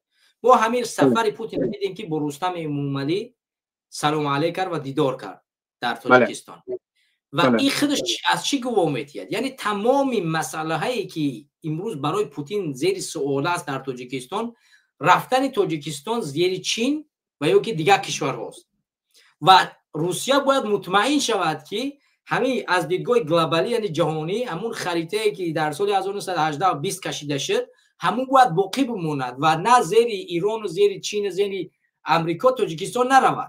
برای این کار کردن خودش مطمئنا اومد گفت من میپسندم قبول میکنم این همین گورباچف پرزیدنت میشوه و این شرطنامه‌ای که من خود کاملا قبولش میکنه که دیگه تاجیکستان یک قسمت از روسیه وگرنه پلیس روسیه کاملا در تاجیکستان کار کردنش وزارت کارهای داخلی روسیه در تاجیکستان کار میکنه، اون برای کارهای داخلی روسیه نه برای کارهای داخلی تاجیکستان. بله، یعنی برای کارهای داخلی ما دخالت کردن این معنی از بین روی استقلال نیست. نه کلا که همین گونه بود. این اکنون گویم که کلا که آشکار شد پیش 201 دیویزیا بود وزارت دفاع روسیه در تاجیکستان بود، یک نه دو با همون وینی بازا داشت. امروز اکنون پلیسش هم وارد تاجیکستان شد. فهمو؟ حالا اینکه پوتین میگوید که تقریبا از یادم برآمد 300 یا 400 کارخانه گویم که روسیه در تاجیکستان فعالیت میکند کار میکند، لیکن من گفتم اینقدر پیدا کردن نداشتم، تقریبا 10 دانه پیدا کردم در اینترنت، لیکن میگوید که 300 یا 400 همون رقمش از یادم رفت. باز میگوید که امروز تئاتر مایاکوفسکی میگویم یا که تئاتر هم به نظر مایاکوفسکی، تئاتر مایاکوفسکی رحمانوف این چیز پیشنهاد کرده است. باز مکتب های لیسه های روسی اما همه جا لیسه روسی شده است و کم است، باز لیسه روسی است که باز چی بسیارتر مردم روسی را آموزند و نفرهایی که بر روسیه لازم، کادرهایی که بر روسیه لازم اونها تربیت یابند در تاجیکستان، بعد بر روسیه چی کمتر با گویم که گستربایتری اختصاصدار یا گستربایتری دیپلمدار روند. نه رنگ کی گفت کو سروازیر پیشینی بریتانیا مدرن سلاوری، یعنی برده زمانوی، یعنی برده دانشمند. بله بله یعنی اون تحقیر کرد ولی واقعیت داره، یعنی برده دانشمند، غلامی دانشمند به زبان تاجیکی. با گفت که ما همین خیلی کنیم که همون نفرهایی که از تاجیکستان میروند کار باید که به استانداردهای ما چی باشن، توغری گیرنه، موافق باشن. همه ما همه تاجیکا رو نمیخوایم، تاجیکستانی رو همش نمیخوایم، همون نفرهایی که به استانداردهای ما چی مطابق باشن. از برای همین باید که باز به مردم تاجیکستان مراجعت میکنیم، میگویم که زبان انگلیسی، زبان عربی، زبان چینی، زبان آلمانی، دیگر زبان ها را آموزید. برای چی؟ برای که در دیگر دولت ها هم کار زیاد است، معاش هم زیاد است و گویم که همون زندگی مردم دیگرگون است و شما پدر و مادران میتوانید که حصه خودتان را گذارونید که فرد و فرزندای شما فقط به طرف روسیه نگاه نکند، لیکن کلا که به همون گویم که شهر، توپ یا که گلوبوس یا کارتا یا خریطه نگاه کند و هر جایی که خواهد به همون جا پرواز کند، رود کار کند، زندگی کند، زندگیش بهتر باشد. و وقتی که شما برای فرزنداتون علمهای بهتر، تربیه بهتر، راهی بهتر اگر نشان دهید، من در همین باور هستم که اونها هم به فرزنداشون از شما دیده با بیشتر چی راههای درست و اختصاصهای درست پیشنهاد میکنن و آینده مردمی مسلمان تاجیکستان و کلا تاجیکستانی ها البته در علم و فن مثالی گویم که رشد میکنن. این مسئله ای که اون چیزی که به رفتن پوتین رفت داشت، دیگر مسئله ای که برادر قربان علی گفت 4 نفر رفتن در مسجد موسفیدها را جمع کردن، با اونها یک چیزی رو فهماندنی هستن. خودی اونها کی هستن؟ خودشون یک انسان هایی که احمق. باور کن که همون نفرها نیمی همون موسفیدها که علم دارن، همون نیمی نصف علم اونها را ندارن.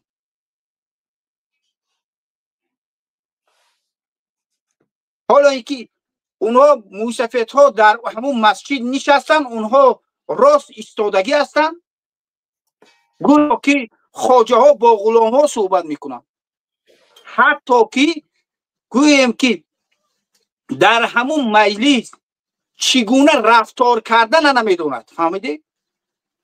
گاو صفتان. حالا که در مسجد، من در مسجد بودنشون گپ نمیدونم، در یک مجلس رفتی آیین تاجیکا هست، تاجیکستانی ها هست، مسلمان ها هست. وقتی که کلان 6 باید نشینی، باید ایستاده با کلان صحبت نکنی. 4 موسفید 6 یا 10 20 موسفید 6 است، اینها راست ایستادگی هستند. بی حرمتی نسبت موسفیدان، بی حرمتی در یک مجلس، پسند نکردنی کلان سالان. حالا که در مسجد از میرفتین میشیشتید، خوشرو صحبت میکردین، صورت میگرفتین، میگفتین آمده با بعضی چیزها از موسفیت ها مصلحت گرفتیم، نه که با موسفیت ها مصلحت دیم. نه، آمدیم صحبت کردیم، بعضی چیزها رو پیشنهاد کردیم، با از موسفیت ها چیکار کردیم؟ مصلحت گرفتیم. خیلی صحبت خوب بود. چیزهایی که نمیدانستیم از اینها وقتی میگفت یگان کس تنقید نمیکرد. امروز چی است؟ دیه به دیه، محل به محل فهماندهی. ای احمق چی رو میفهمونی؟ چی رو میفهمونی؟ مردم آگاه هست. اون ظلم، اون قتل، اون کشتار، اون دزدی، غارتگری، از این چیزها مردم آگاه هست. مردم انتظار است که کار یک جا از یک جا چی می شود؟ یک علاوه می شود. همون روز مردم انتظار است.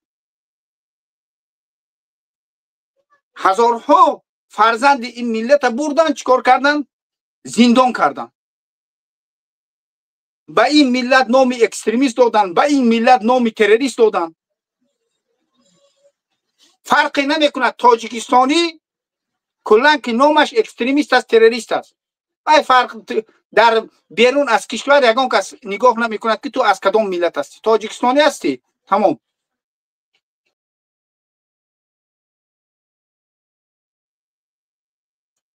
از برای همین یک چیزی که ما میبینیم که هر بار میبینیم در همه رسانه ها، یک ماهی که نیست که یک تاجیک با گمانی تروریسم یا اکستریمیسم دستگیر کنن، یا که تاجیکستان استبداد کنن، یا که زندان کنن، یا که قتل کنن. دیروز 2 روز پیش در روسیه باز دستگیر کردن. از تاجیکستان و از ازبکستان و از روسیه و گویا که ملت هاشون یک چی از خودی روسیه، یک 2-3 نفر، یکی از تاجیکستان، دیگری از ازبکستان.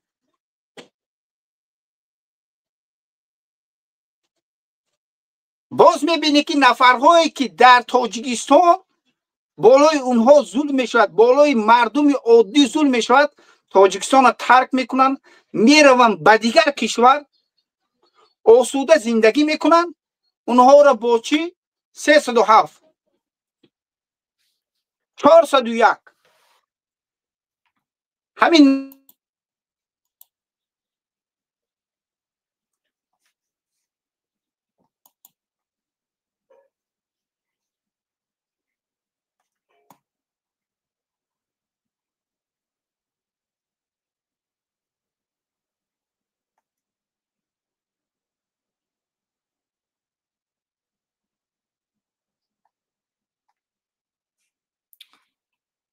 به نظرم برادر عبدالله شما چسبیدین.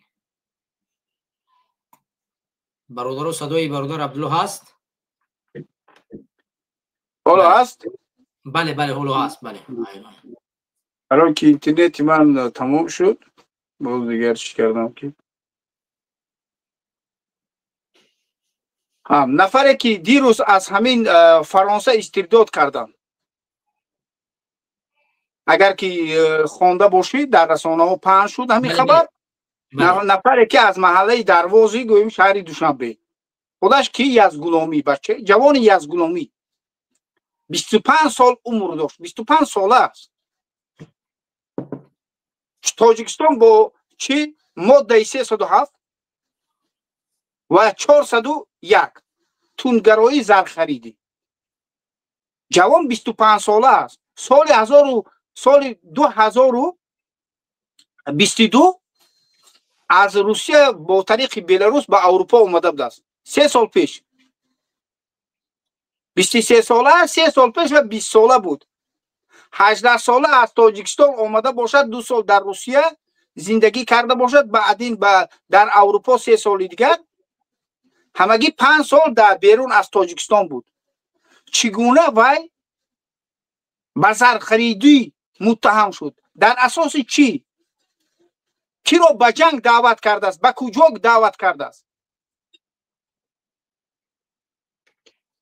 چی تندگرایی کرده است؟ جوانی که 18 ساله میشه تاجیکستان رو ترک میکند، میرود در روسیه 2 سال کار میکند یا 3 سال زندگی میکند، کار میکند، بعدین به اروپا میبیاید. چگونه این جنایت را صادر کرد؟ در کجا؟ برای چی من یا عبیدالله یا دیگر نفرها از او جوان یگان معلوماتی نداریم؟ گوییم که در حقیقت همین جوان همین گونه بود، همین گونه تبلیغات ها رو میبرد.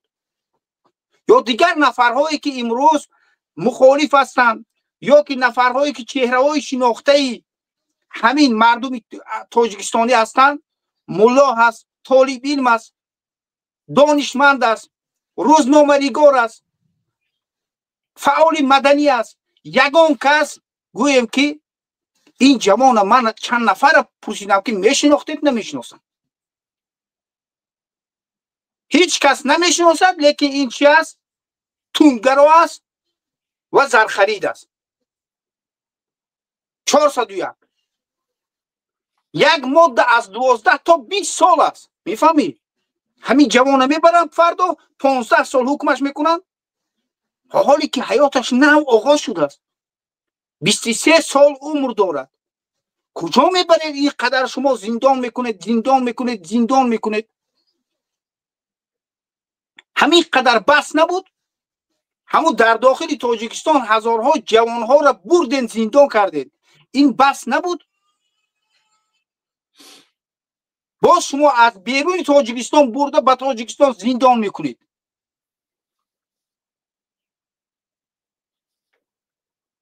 باز این گپ تقریبا شب خواندم، باز صبح یک برادر این خبر فرستاد، بعد این بیگاه می شود. بعد این نمازی گویم که عصر باز یک خبری دیگه، همین جوانی که سید اعظم رحمانفی 29 ساله 6 اکتبر در ایرپورت دوشنبه میگیرن، چلی که همه رسانه ها میگوید 6 اکتبر میخواست که به مسکو پرواز کند، میرود داخل فرودگاه میشود، از اونجا دستگیر میکنن میبرن، بعد از تقریبا 6 روز 7 روز مردهش رو میبیارن میدهن. و پیش از مردهش آوردن اول میان خونهش رو نگاه میکنن، اینجا کدوم افغانستانی رو گریخته ما دنبال کویم خونهش رو همه را میکنن که جا پرزیدنت اومده یعنی این خونه کدوم تروریستی های افغانستان کسی گریختگی همون رو کفته سودیم، نمیگن که فرزند شما رو کشتگی مردش هم میاریم امروز فردا. بله همون چیزهایی که در رسانه ها گوناگون هست. مثال یک رسانه نویسد که گویا که سال 2022 در آلمان درخواست پناهندگی کرده باشد و دیگر رو. خوب هزارها ملت ها میبیاین، اگر که همین هم اگر نگاه کنید میدونیم که ده ها هزار و صدها ملت ها میبیاین از هر منطقه، از همه کشورها میبیاین در دولت های اروپا برای بسیارتر یک مدت زیادتر برای کار کردن میروند، میگن پناهندگی طلب میکنن، میگن اقتصادی مشکل اقتصاد دارم، از بانک قرض دارم، فلان و دیگر و هر بهانه چی هست میبیاین همین گونه از همینجا یک سال یک مدت 2 سال در همینجا کار میکنن، یک بلا میکنن و یک علاج میکنن و در همینجا یک گویم که ویزا میگیرن، ویزای کاری میگیرن یا مثلا شرطنامه کاری میگیرن. اکنون هر انسانی که اگر که همین گونه آمده پرسیده باشد این معلومات رو گویم که دولت های اروپا به تاجیکستان داده باشند، برده همه را اگر که کشتن، من نمیدونم مردم تاجیکستان از کجا ریسک روزیش یابد اگر که همه برده کشته شود، همه برده زندان کرده شود. میفهمید؟ جای کاری نیست.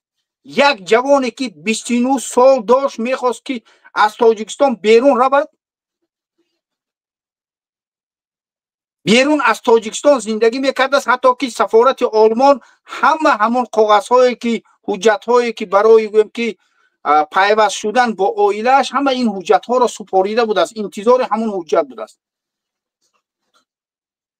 میفهمی؟ بسیار سخت است، بسیار انگین است. ولی یک جوانی که کار میکرد، زندگی داشت، من هر نفری که در همین جهاز در اروپا است با بسیاری ها وقتی صحبت میکنی بیچاره ها همون یک یبرشان چیکار میکنن، همون صرفه‌کارانه احتیاطکارانه صرف میکنن، باقی مانده هم پولهاشون چیکار میکنن، تاجیکستان روان میکنن. یکی میخواد در تاجیکستان خانه سازد، دیگری میخواد برای اپش، دیگری برای مثال گپ جیانش، یکی برای فرزندش همش با امید است همینجا. لیکن میبرد یک جوان میکشن، باز میبرن میسپارن و چخیلی که در نوار هست اپا این کار نکن، اپا این کار نکن میگوید، با ویدیو نگیر میگوید. این بدبختو وقتی که میکشه شما برای شما اجازت است، لیکن برای ویدیو گرفتن نوار کردن اجازت نیست.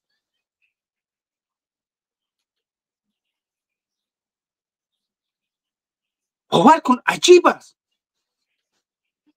این قدر قتل جوان ها، این قدر کشتار ها، این قدر نمیدونم این کی بس میشده باشد، کی این قاتلا، این خونخورا کی سر میشده باشند، از این خونی مردم تاجیکستان کی سر میشده باشند. اینجا فقط تاجیک کشی نیست، بلکه هر یک مردم تاجیکستان فرق ندارد، همه مرده ایستاده است، همه رو کشته ایستادن، همه رو زندان کرده ایستادن. فقط مسلمان نیست، همین بدبختایی که امروز اتئیستن همه ها هم برده زندان کرده ایستادن. فهمید؟ 100%. ریشگار هم برده زندان کرده ایستادن، سنی هم برده زندان کرده ایستادن، شیعه هم برده زندان کرده ایستادن. اتئیست و ازبک و تاجیک و خلیق و هر ملتی که هست در همونجا زندان و زندگی میکند، زندان کرده ایستادن، کشته ایستادن. بالاشون ظلم است. بعضی گاه ها برادرها میگن که اینها قاتل تاجیک کش میگن. نه برادرها، این ظلم بالای همه هست.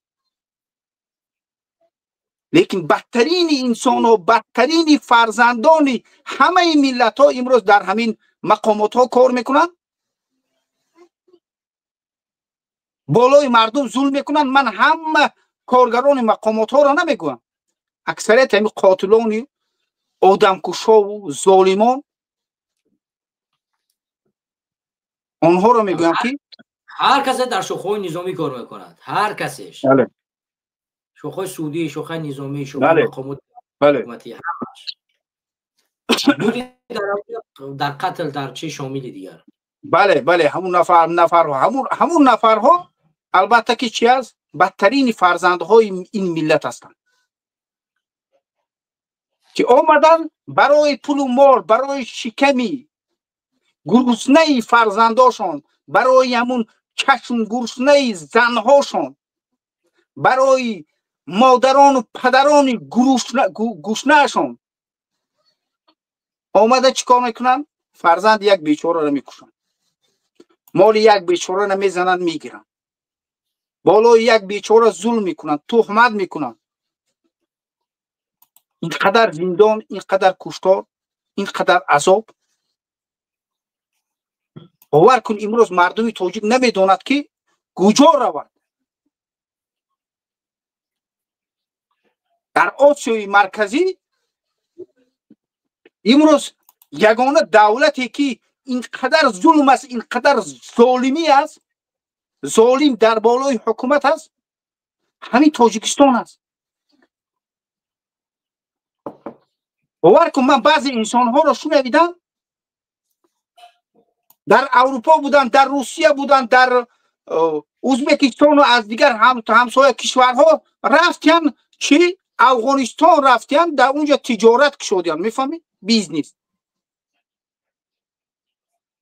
میروان ازبکستان بار میگیرن میبرن افغانستان، میروان قزاقستان بار میگیرن میبرن افغانستان.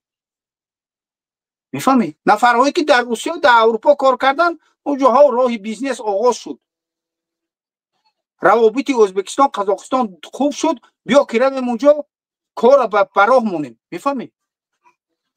وقتی که با یک نفر صحبت کردم میگه که اینجا میگه امنیت خیلی خوب است، میگه بهتر میگه از قزاقستان و از ازبکستان. میگه میفهمی؟ 100%. امروز تاجیکستان همون گویم که افغانستان 40 سال جنگ زده با همون هم برابر شده نمیتواند. فهمیدی؟ افغانستان جنگ زده از تاجیکستان در مسئله عدالت خیلی پیش رفت.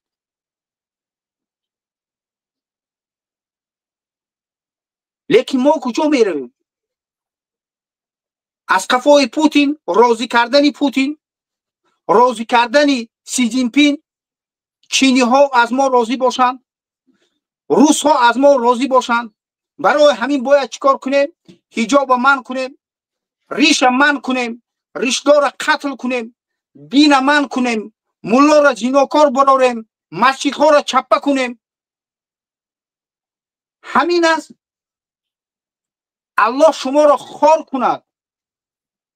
این نفرهایی که امروز با اسلام و مسلمانان می جنگید، الله شما را خار کند، در این دنیا خار کند و در آخرت جاتون جهنم، پسترین جهنم کند.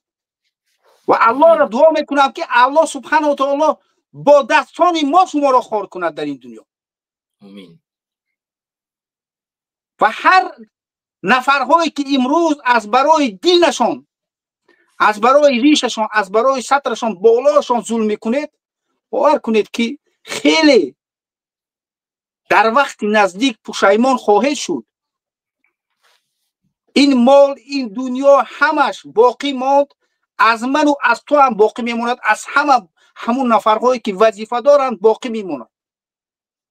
فردا در پیش الله روبرو خواهیم شد اگر که در این دنیا نشدیم. و همه آن چیزهایی که عملهایی که هست جواب خواهد گفت. ای غلامان پوتین، ای غلامان سی جین پین، باز میگویم که از الله ترسید. امروز اروپا، مردم اروپا اسلام را قبول کرده ایستاده است. هزارها هزار اسلام را قبول کرده ایستاده است. ریش میمانند، حجاب میمانند، میپوشند. یگان مشکلاتی نیست. امروز اونها اسلام را تعریف دارند. شما بدبختان میگوید که ما مسلمان زاده ایم، میبیایید اینقدر نفرت دارید به دین الله، به سنت پیامبر، به مسلمانان. الله شما را خار کند. حالا هم میگویم که وقت است توبه کنید از این عملها، از این کردارها. روزی پشیمانی نزدیک است. لیکن آن روز وقتی که پشیمان میشید برای شما هیچ کسی کمکی نمی کند و شرایط پیدا کردن نمی توانید که بیایید برگردید به زمین و توبه کنید و عملهای صالح کنید که پاداش از جنت باشد. 100%. از برای همین زنده و سلامت یک چیز گفتنی هستم که الله سبحانه و تعالی برادری که شهید شد، الله سبحانه و تعالی بر رحمتش میسر گرداند. شهادتش رو الله سبحانه و تعالی قبول کند و جایش رو جنت الفردوس در پیش پیامبران، شهدا. آمین. زنده و سلامت باشی برادر. تشکر از نصیحت و فکر شما برای مردم پسند بیاد و حتی میکنه. زنده باشی. السلام علیکم و رحمت الله. دوستان گرامی و هموطنان عزیز، من همونطور که برادر عبدالله گفتن، من اون روز یک برادر ملاقات کردم، بسیار حرفی زیبا و قشنگی گفت درباره همین امنیتی. گفت یک روز من یک امنیتی بسیار برخوردی بدی داشت به من و از بین چند سال گذشت و همین امنیتی بازنشست، یعنی پنسیه شده بود. من روبرو شدم. گفت همون یک بار روبرو همینجا نگاه کردم، گفت تو فلانی، گفت از شرم داشت که بگن من فلانی. اون قدر گفت ناراحت شده بود. در روش گفتمش که اون روز نبود که تو این عین حال خار شدی. یعنی هر کسی که ظلم میکند مطمئن باشد که فردا از این کار میروی و در این جامعه باقی میمونی و هر کسی را که ظلم کردی روبرو خواهی شد، کسی را زندان کردی روبرو خواهی شد. چه جواب خواهی گفت در روبروی این شخص؟ حالا با فردای قیامت اون که از تو میپرسد ولی در این دنیا چگونه در جامعه راه میگردی؟ چگونه مادر و پدر اون نفر رو نگاه میکنی؟ چگونه او فرزندان اون نفر را نگاه میکنه؟ این جامعه شما خیانتکارا را فراموش نمی کند. شما دایم در سر قدرت نیستید و فردایی می شود که پاسخ خواهید گفت. دوستان گرامی، از تشکر از همه شما که برنامه را دستگیری کردید. دوستان گرامی اشتراک کردید، لایک بگذارید، پدیلیت کنید دستگیری کنید. بازم بیشتر برنامه رو امیدوارم که بتوانیم بیشتر در خدمت شما قرار بگیریم و هر هفته بتوانیم موضوعهای پیرامون موضوع گوناگون با شما صحبت کنیم. و دوستان گرامی بازم یه بار اعلان میکنم که هفته بعدی برنامه از روز سه‌شنبه برمیگردد و ما هر هفته روز سه‌شنبه برنامه قدرت و حقیقت را برگزار خواهیم کرد. دوستان گرامی و هموطنان باری دیگر از همه شما تشکر میکنم برای اشتراک در برنامه. طول 1.5 ساعت 1 ساعت و تقریبا 43 دقیقه میشه ما در پخش مستقیمیم و امیدواریم که ما و شما از صحبتایی که شد از برادرانی که در اومدن صحبت کردن مفاد و فایده برده باشیم و جامعه ما و جامعه اسلامی از صحبت‌های ما مفاد ببرد، لذت ببرد و کوشش کند که اون بیداری فکری و بیداری سیاسی و از جمله بیداری سیاسی دینی را به عهده بگیرد که 95-99% مردم تاجیکستان مسلمان است و چیزی که برای مردم مسلمان تاجیکستان نمیرسد این بیداری سیاسی دینی است که باعث تمام انقلاب خواهد گشت و باعث پیشرفت و سرنگون کردن ظالم خواهد بود. دیگر شما رو به خدا میسپارم. با شما بودم عبیدالله سعیدی در برنامه 41 قدرت و حقیقت. السلام علیکم و رحمت الله و برکاته. تا هفته بعدی.